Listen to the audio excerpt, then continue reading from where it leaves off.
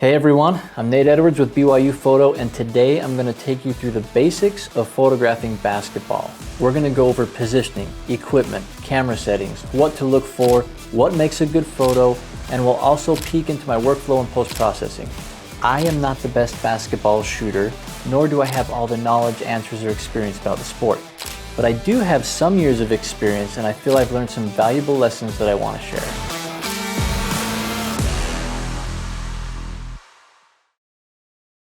I want to start out by saying that you aren't just taking game action photos at a basketball game. You're telling a story. Now, when I'm shooting a game, I want people to experience what it's like to be in the arena, feeling the game and taking people places that they can't go. It's also really helpful in this situation to know the storylines going into the game. Maybe one of the players is about to set the all-time scoring record, or this could be the head coach's 100th win. Whatever the storyline may be, it's important to know what it is going into the game so you don't miss that vital part of the story. The sports information director or local sports beat reporter could be good resources for those details. Another thing to consider is who's your client. Who's going to be using the images after the game's over?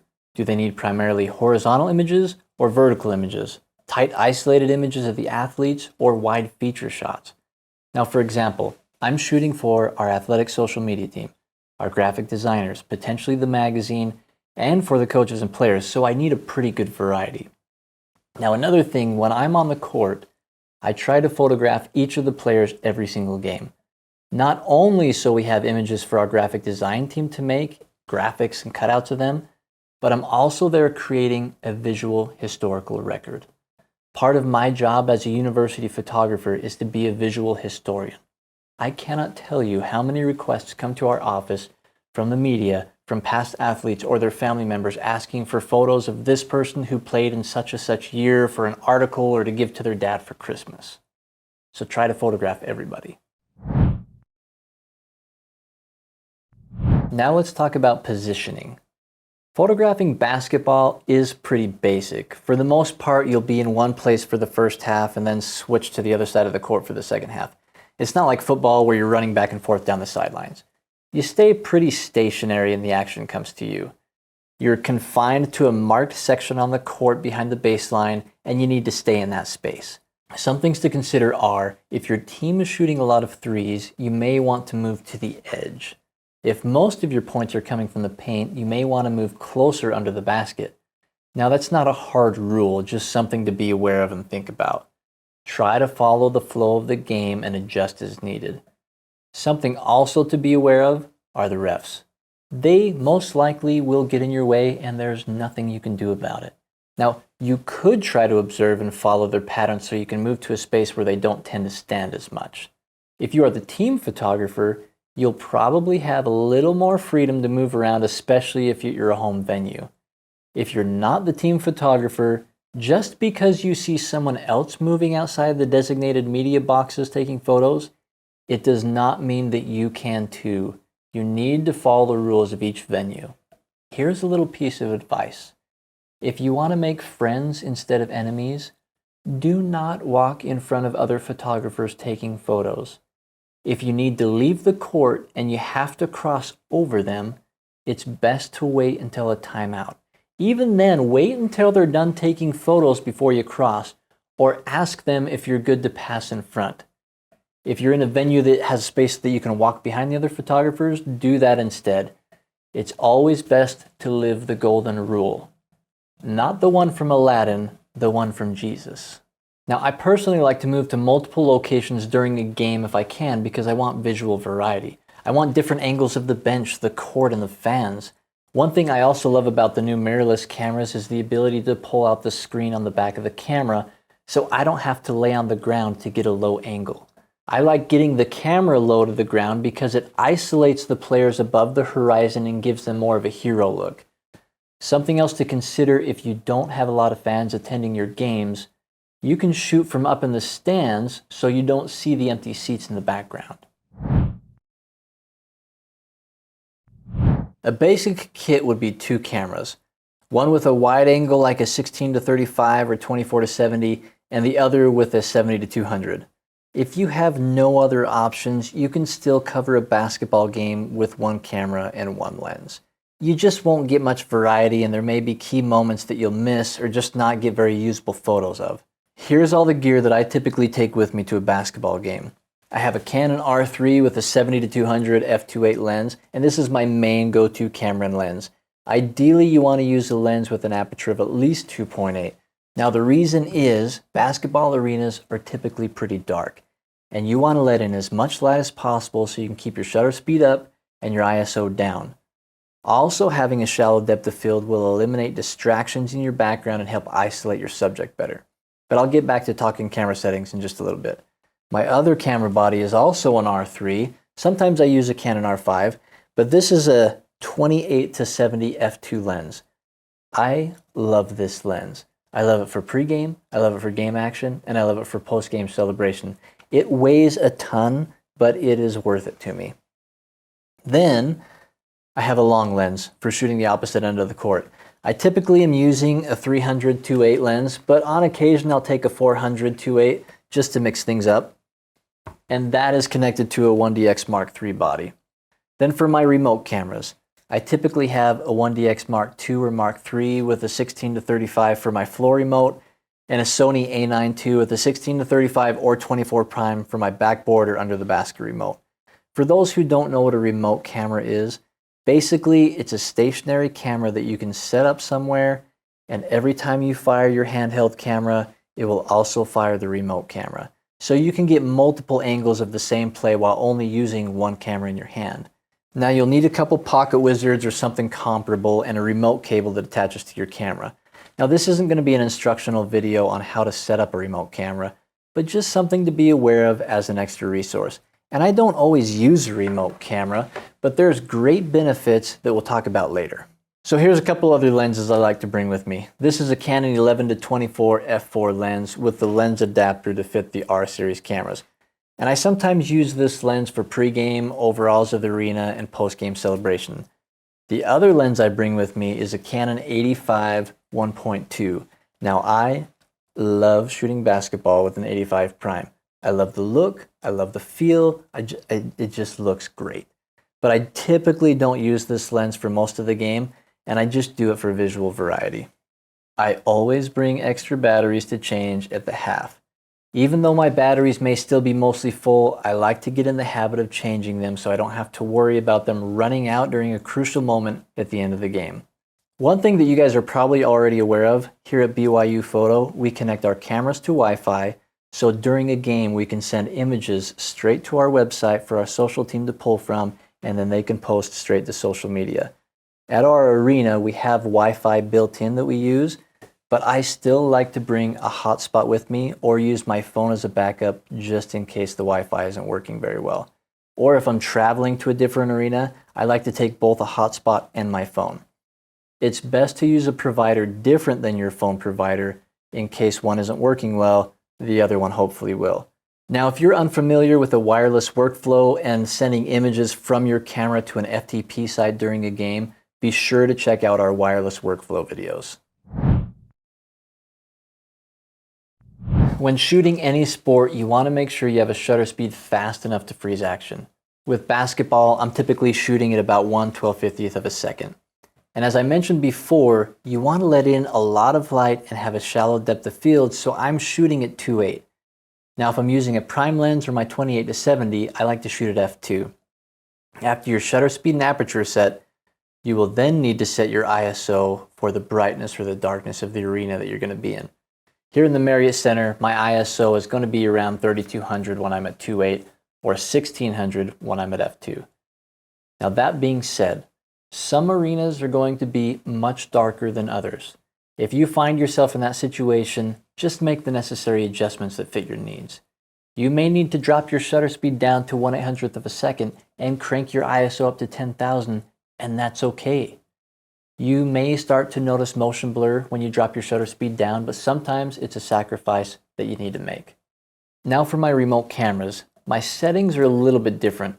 I want more depth of field, so I set my aperture at f4. And I can get away with my shutter speed being around 1/800th of a second, and so my ISO would then be 4000. Always set your shutter speed and your aperture first, then use your ISO to compensate for the rest. Now, arenas are going to have different white balances too, depending on the kind of lights they're using. Just find one that works well for your location. I like to put my white balance at 4200K here in the Marriott Center, but you may need to create a custom white balance if you can't find a preset that works for you. Now, focusing is a whole different game. I feel like what I'm going to say is good advice for all sports in general, not just basketball specifically. And I'm not going to go in depth with focus menu settings here, but I will say two things. First, you need to change your focus setting from one shot to AI servo or continuous focus, depending on what camera you're using. What typically happens with the factory settings on your camera is when you press the shutter down halfway to focus on a subject, it focuses and locks that distance of focus. The problem with that when shooting any kind of action is, from the time you press the shutter down halfway to focus to pressing it down the whole way to take the picture, the subject has already moved through the focal plane and they'll be out of focus, especially if they're running towards the camera. What AI servo or continuous focus does is it follows focus of the subject that you're tracking as long as you're holding down the button to focus. Whatever object your focus point is on in your viewfinder, it will follow focus with the subject, so they will always be in focus. The second thing is back button focusing. Now, if you don't use or haven't heard of back button focusing, I strongly recommend you look into it and make the transition. Like we just talked about, your camera comes standard. When you push the shutter down halfway, it focuses, and when you press it all the way, it takes the photo. Back button focusing uses the AF button on the back of your camera to focus and the shutter button to take your photo. You can change these settings in your custom button settings on your camera. One of the benefits of that is as you're tracking a subject, you can take your thumb off the focus button while still taking photos if an obstacle moves between you and the subject so it won't jump focus. Then you can reacquire focus and keep going when the subject reemerges. This helps a lot in basketball because you will always have other players or refs moving in front of you and getting in the way, and your camera will want to jump focus. The really nice thing about the new Canon mirrorless cameras like the R3 or R5 is you can set up the AF button to do face tracking and the star or AE lock button to do spot focusing. The reason this is so valuable is that when you're shooting wide, there's usually a ton of faces in the viewfinder and your camera has no idea who to focus on. So you can quickly use the spot focusing to get the focus that you are wanting. Also, sometimes the face tracking doesn't work perfectly, and it also can struggle focusing on things that aren't a face. So it's easy to just move your thumb to the next button over and use the spot focus to get your shot. Face tracking works really well during a game when you're using a telephoto lens and the player is isolated in the frame. But when I'm shooting wide or when my face tracking isn't working the way I want it to, I like that I can take control over my focusing simply by switching my thumb over and using the spot focusing. Alright guys, we're going to interrupt the video for just a little bit. Since we recorded, I've actually switched which buttons do what. So my AF button on the back of the camera is now my spot focus, and the star or AE lock button is now my face detection. The reason I did that is when I'm using the smart controller on the back of the camera to move my focus point around, it just makes more sense to push on that button to focus as opposed to moving to a different button to focus. So sorry for the little interruption. I just wanted to give you that information because I'm much more happy with this setup than the one that I had before.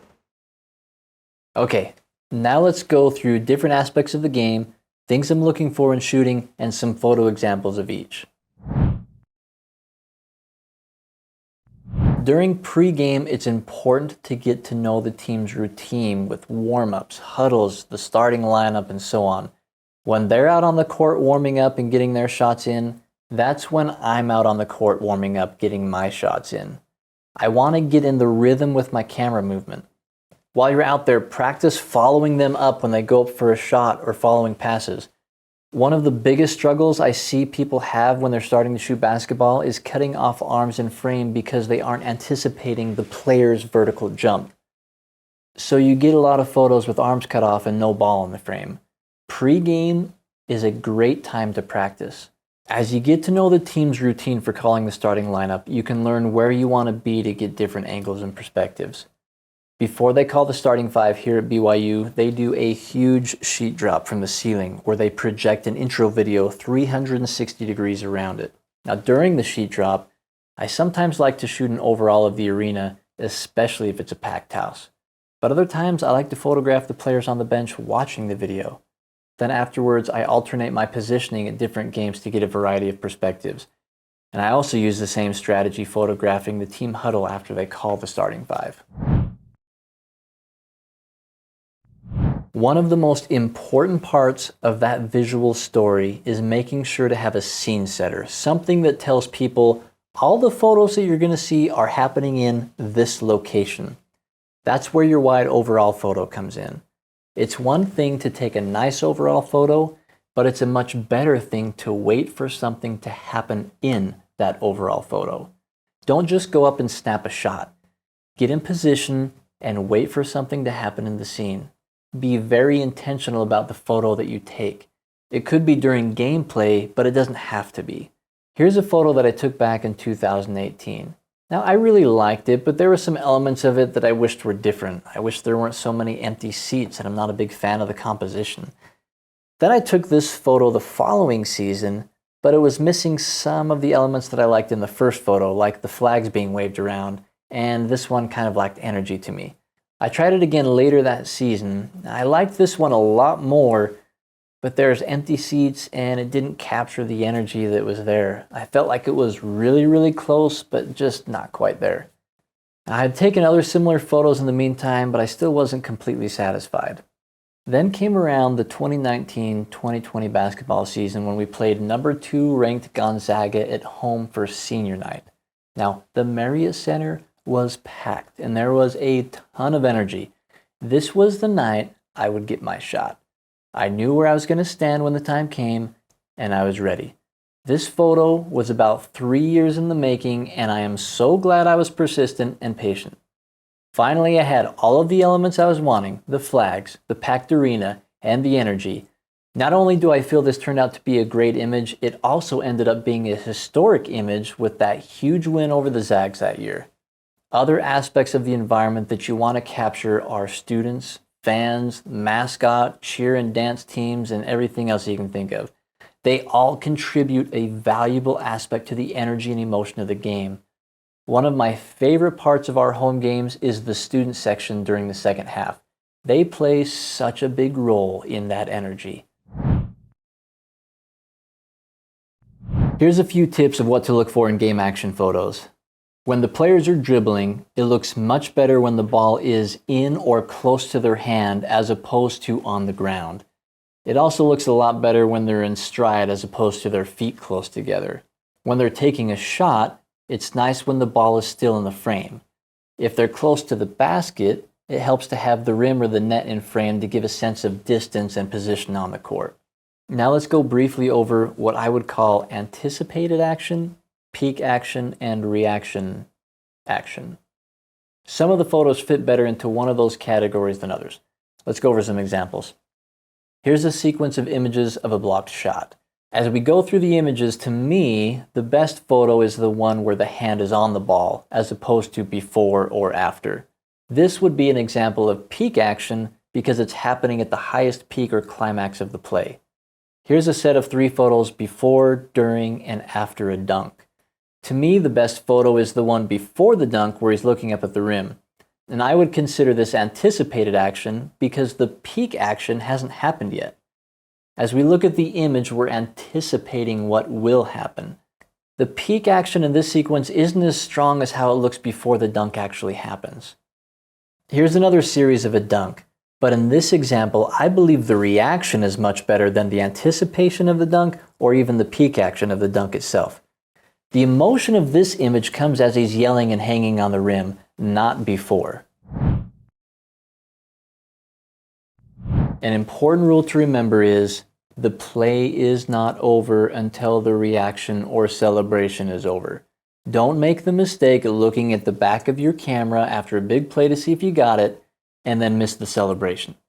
A lot of times the reaction photo can be just as or more important and powerful than the actual play itself.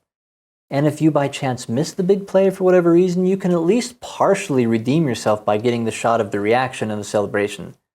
Keep an eye on the players, the bench, the coaches, and the fans. They're all important elements in the story. And don't forget to look for storytelling images in the in-between moments, the moments that happen in between the action. One-on-one coaching, player or team interactions, and other quiet moments that show emotion. Now, included with that is what happens during a timeout. These add visual variety and can be a really important part of the story. But remember, if you are not the team photographer, you shouldn't go to the team in these moments. Be sure to stay in your designated area. Now, no matter where you are, be actively looking for those in-between moments instead of scrolling through social media on your phone.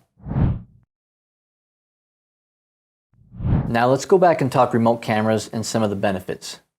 1, you can get multiple angles of the same play.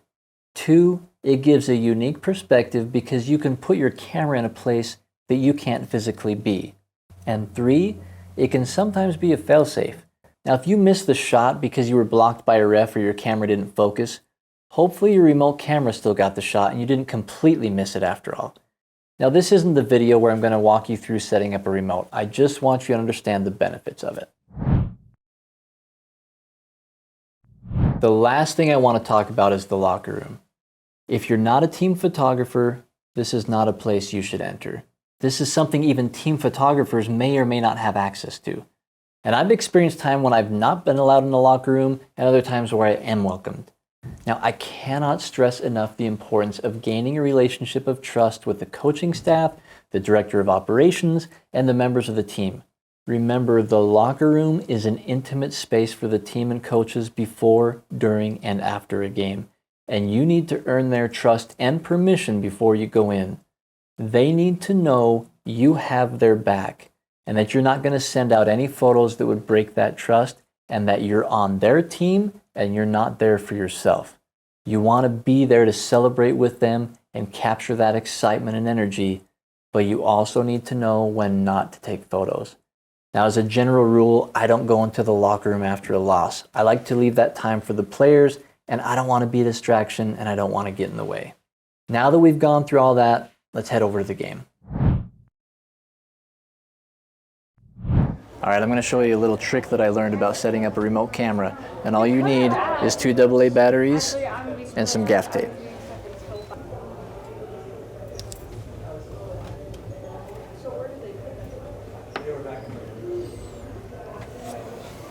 So you take the 2 AA batteries, you put it on the gaff tape, and you put it on the front of your camera underneath. Tape it on there just for extra stability. And then when you set your camera down underneath the basket or on the ground, the angle is perfect. So with your remotes, you want to make sure that one is on transmit, and this is the one that's going to go on top of your camera. The other one is receive, and that's going to be in the camera that's the remote.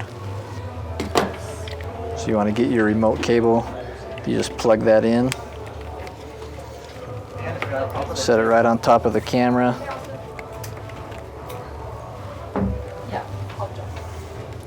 And you just plug this bad boy in. Right there. And now anytime this guy fires, this guy fires.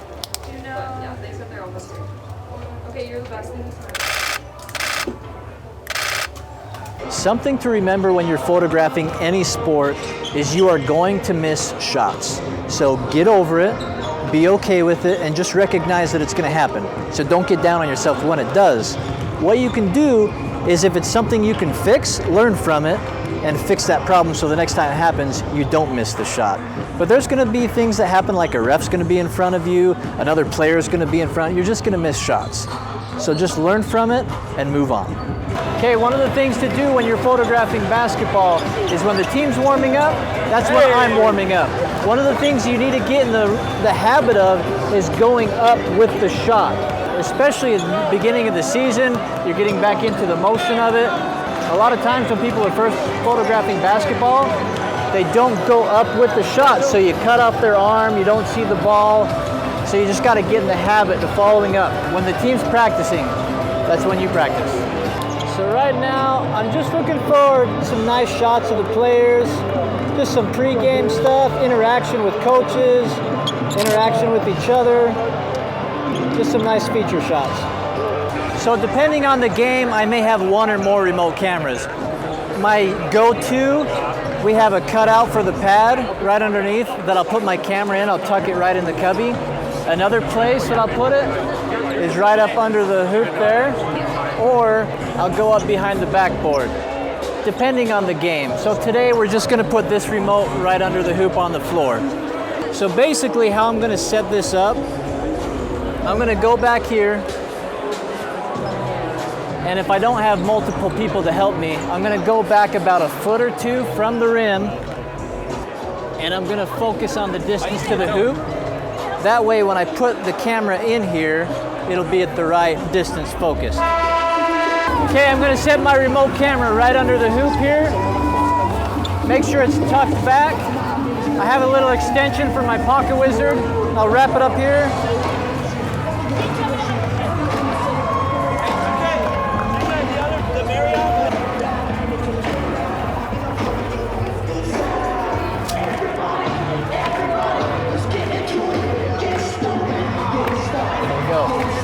So every time I take a photo with my camera, that's going to go up as well.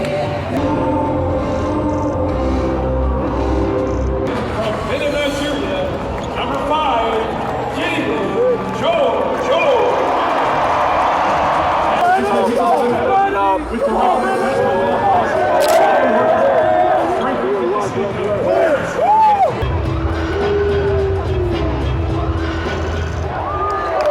So I'm just following the plays, and I'm kind of anticipating when a shot's going to be made, so I'm ready for it. And it's better to overshoot than undershoot. So you never know when a play's going to happen. You never know when a block's going to happen. And so it's better to shoot through that than to not shoot and try to react to it happening. Because if you try to react, you're going to miss it. So it's better to shoot through it, get rid of the images that you aren't going to use. Another really important thing to remember is the play is not over until the celebration's done. If they make a shot and you stop shooting, you may miss the most important part of that play, and that's the celebration. So always be shooting until it's all done. Okay, so question. So when do I switch between my 300 and my 7200 or my wide? My 300, I'm typically shooting when they're on the opposite side of the court. When they start running this way, I'll switch to my 70-200, or sometimes I'll shoot with my wide just to get a different point of view, a different perspective, different angle. Sometimes it's easy to get lost when you're shooting really tight. So when you're shooting, don't be afraid to peek up the camera and figure out where you are and then go back down if you need to. Another important thing to remember is even though your shot here at the hoop may be blocked, you still have your remote camera. So make sure that you're holding down the shutter, even if you're blocked, so your remote camera can still be taking pictures. So right now I'm just hurrying to send some photos to Live Gallery so social has something to pull from right now. So first game of the season, I'm a little rusty. I missed a big dunk. I didn't even get it with my remote. I was shooting with my long lens to get the steal, and then I reached down and grabbed the camera that didn't have the remote on it, and I missed it. But what do? You learn from it and you move on. Always remember which camera your remote's on, just in case. So for the second half, I'm gonna start in this corner. I'll move around a little bit, but I'm gonna start in this corner. One shot I wanna get somebody on that side in front of our bench, shooting a three with the team like celebrating behind them, or the anticipation of making a three behind them. I can't make that happen, but I can be in the right spot in case it does happen. Okay, it's really important to gain the trust of your team also. they need to see you around. They need to know that you're there and you have their best interest in mind. That way you can be in positions that other people can't, and they're okay with it. One thing is though, you never want to get in the way of the team. But if they know you, they trust you, you can go around the timeouts, you can be by the team, you can be by the bench, pregame, different things, and they know that you have their back. You're there for them. So one thing I'm looking for when I'm on this side of the court during the second half is I'm watching the reaction of the student section that's on the other side. This is a great angle to get them booing, celebrating, cheering. And so that's another thing I'm looking for this half.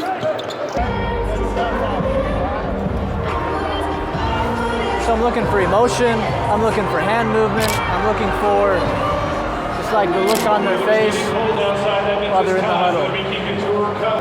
So just switching positions a little bit, about just under 10 minutes for the half. One of the benefits of being on this side is I'm right by the team bench, so I can be closer for reaction, but it's also a really good angle at our head coach when he's walking up and down. One thing you got to make sure to do, if it's a close game like it is right now, you have to be thinking ahead. Okay, when the game's over, if we win, where am I going to be? What am I going to do? Because if you try to react to that situation, you're going to miss it. You have to be proactive and think, where am I going to be? Or you might as well not shoot at all. For example, if we do win, I want to make sure that I have my wide angle lens on and that I'm running out. I'm keeping an eye on who's making the plays, and I'm running to them. When there's a big celebration, when there's a big play, I'm focusing primarily on the person who made the play, looking for a reaction. Then I'm going out, our teammates reacting if they're not, and then the bench is always reacting. So that's a good place to go too if you're not getting what you want on the court. So the game's close. I'm switching back to my wide angle because right now, if somebody makes a big shot, it's also about the environment. So I'm thinking shooting wider than tighter. If you have a really tight shot of somebody shooting a three, it could have happened any time. But if you have a wider shot, showing the whole space, especially when the game's really close, that's the shot you want. So my plan is, when we win, I gotta run out in front of the team so they're running towards camera. You gotta watch the time, you got 1.2 seconds left. When they start running, I gotta start running.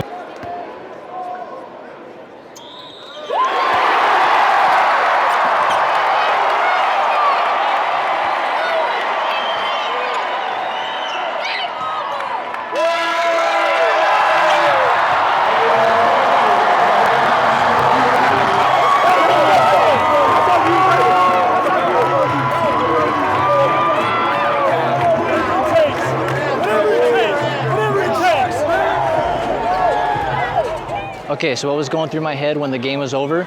Spencer Johnson hit a clutch three-pointer to put us in the lead, so I knew celebration was going to him. So when the clock hit 0, I sprinted down with the team over to Spencer so I could be sure to get there to get a photo of the celebration.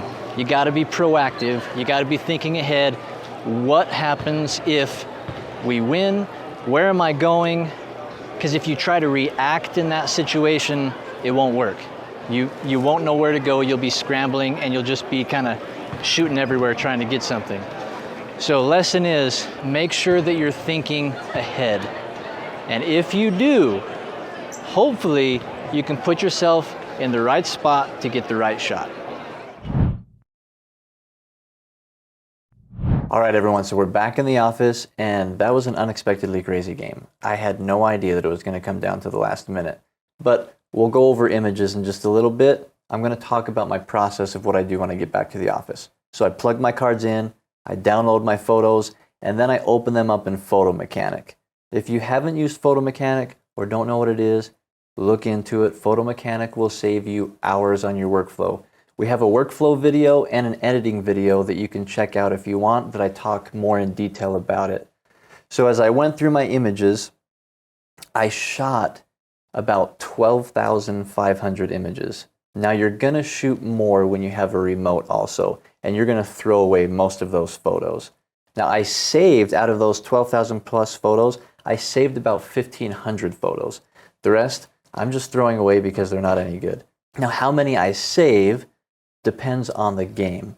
If there's a lot of action happening in the game, I'm going to save more than a game where there's just not much going on. And then once I go through them, I just choose my very favorites to edit. And so let's go through this process. Okay, before we get into the editing aspect, I want to show you just some things that I'm looking for when I'm going through the photos and what makes a good photo, just to kind of re-emphasize what we talked about before. So here early in the game, Gideon George goes up for a shot, and as you notice, I cut his hand off and I cut the ball off. So again, it's first game of the season. I'm rusty. I'm still trying to get into the flow of things. So these images are not useful to me. I'll probably save a couple of these, like that'll work, right? But it's not quite at the peak of the action that I want. The shot that I really want to get is probably about right there, but I'm just shooting too tight and I didn't go up with the flow. So let's go down here. Here's a better example. I'm shooting a little bit wider.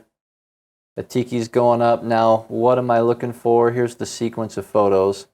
Now, obviously, with the ball going in the basket, that's not going to be the shot you want. You can't even see him on the ground. So I'm going for peak action here, or the anticipated action. Depends on how you want to look at it. That's probably the shot. Now, I'm going to save quite a few of these in the sequence. But the shot that I think is probably the best is right there as the ball is just leaving his hand. So that's probably one of the ones that I'm going to edit. All right, here's another layup. Now this one's a little bit interesting. As he's going up and as he goes to throw the ball in, what happens? His arm blocks his face. And so the shot here for me is probably right there. I want to be able to see his face, the anticipation of him to go up and make the layup. That's probably the shot. His face gets blocked here. That's kind of where I wish it was going to be. If he went in with his right hand, that would probably be a better shot. But since I'm on this side and since he's using his left hand, I want to make sure to still see his face. All right, do you remember how I said I missed that dunk? It was probably the only dunk of the game, and I missed it because I wasn't ready. All right, so here we see on the screen, I'm focused with my 300. I'm focused on the steal right around half court. So Rudy gets the ball away, and then what happens? He passes the ball to Jackson, and I pull up my camera, and that's my shot. That's what I get. It's out of focus. I wasn't ready. And the other mistake that I made is I pulled up the camera that didn't have the remote on it. And so not only did I miss the shot, my remote didn't fire because I grabbed the wrong camera. So lessons learned, make sure to grab the right camera and be ready for anything to happen. Even if I'm not in a position to get this shot, if I at least fire my camera as I reach down to grab it or whatever, if I'm firing my camera, my remote will still go off, and then I can get this photo down there even though my handheld camera won't get it. But in this instance, that's not what happened. So I just got to learn from this and move forward and make sure I know what I'm doing and that I grab the right camera. Okay, so in this one, he's going up for the layup. Again, his left hand blocks his face. The ball just leaves his fingers. You can kind of see his eye there. The ball goes to go in. So the shot that I'm looking for, I want to see his face. I want to see the emotion. That's probably the shot right there. You're anticipating it going in. Also down here where he's getting ready to go up, I'll save these images. That's probably my shot right there that I'll edit. So here's one of the angles from the remote camera. As you can see, don't judge me too harshly. My placement of the remote was awful. You can see up here, you can see the pad kind of crooked and in the frame. So make sure that your camera is in that hole properly if that's where you're placing it. I didn't take a picture and check to see what it looked like. All right, so Dallin Hall going up for a layup. Now again, it doesn't look the best when the ball's going in. The play's already happened. So I'm going to back up. That's probably the shot that I'm going to edit. So where it's leaving his fingertips, you can still see most of his face. I mean, these are really nice too. That's a good shot. These are a little early, and that's a little bit too late. I do like the expression, the extension. You can still kind of see the ball, but I think that's the shot that I'll edit. Now this one's interesting of Rudy going up. Here's an example of, it's nice to have the rim and the net in context, but by the time he puts it up, he's just kind of obstructed by his arm, and it's just not a pretty layup. So I would even back up to about right here with the expression on his face. Like, that's kind of the shot that I want to get. The only thing I wish that would be in this shot is to have context of the net. It's not necessary, but it helps give context to the photo. So remember earlier when we talked about dribbling, it's better to have the ball in the hand while they're dribbling. So we'll go through this sequence of Dallin dribbling the ball. You can kind of see right there, ball on the ground, feet close together. That is not the shot you want to get. So right there, ball in hand, it's up high, he's in stride. That's a good shot. I'll save a couple of these. I don't want any of these saved. Right there when the ball comes back up, those are the photos that I'll be saving. So my favorite shot that I'll edit is probably right there. And one of those. So I went through, color tagged all of my favorites, and I ended up with 131 photos. Now, I don't want you to think that there has to be a certain ratio to how many photos I shot, to how many that I save, and then to how many I edit. These are just the ones that I felt would be good for social to use, for the players to have, and that I thought told the story of the game. So now I'm going to select all of my favorites, and we're going to open them up into Photoshop or Camera Raw. Okay, so I'm just going to pick a game action image to edit, and then I'm going to batch process all of them because I don't want to go through and edit each one individually. I want them to be consistent, and I want to save time. Also, these aren't hard, fast rules of editing. This is just what I do to give you a basic idea. So my go-to, I'm going to add some contrast here. I'm going to bring my highlights down a little bit, especially because they're in white jerseys. I'm going to bring my shadows up. I like to add a little bit of clarity just because it's an athletic event. I want it to pop just a little bit more. I'm going to bring my vibrance up. I'm going to cool this down just a little bit with my color temperatures, a little bit of magenta in there. So I'm going to bring that down also. I'm going to go to my color mixer since our colors are blue. Sometimes blues tend to lean to the purple side, so I'm going to drag on my HSL slider. I'm going to drag the purples over to blue a little bit. My saturation, I'm going to take those purples down, and I'm going to bump my blues up. I just want that to look true to our colors. I'm going to put a little bit of vignetting on just to keep your eyes contained. And then one last thing I'm going to do. So you'll notice up here, because I shot at a higher ISO, 3200, there is going to be some digital noise. So I zoom in here, you can see the digital noise in the frame. On my noise reduction, I'm going to bring that up a little bit. Now you can overdo it. Don't. It looks fake. It doesn't look real. So just try not to overdo it. I'm going to keep it down here. I still want to see some texture, right? I still want to see some of the noise. I'm just trying to soften it a little bit. So before and after, just softening it a little bit. Make sure when you do it that you're zoomed in to at least 100% so you can see what it's doing. Now, even when I shoot at about 10,000 ISO, very rarely will I go above half, if ever. So that's just kind of a general rule. Depending on how high my ISO is, depends on how high my noise reduction goes. But I will never go over halfway on the slider. Now for this particular image, I'll probably crop it a little bit, just so he fits more in the third. Straighten it just the hair.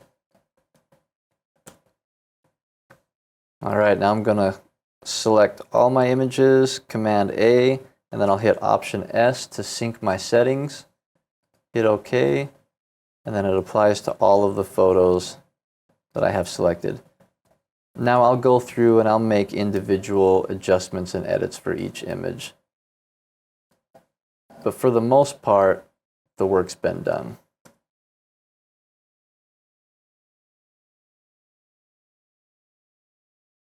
And don't be afraid to give your images the crop that's necessary. Especially because a lot of times your focus point may be in the middle of the frame, and so your composition won't come out the best initially. So just give it a crop to make the composition fit a little bit better.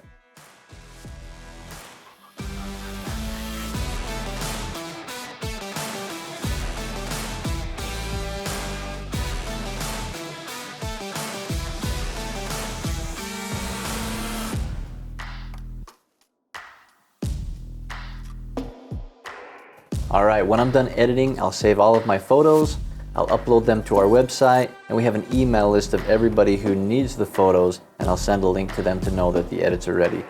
We try to make our turnaround time less than 24 hours, so they have some almost immediate photos to pull from.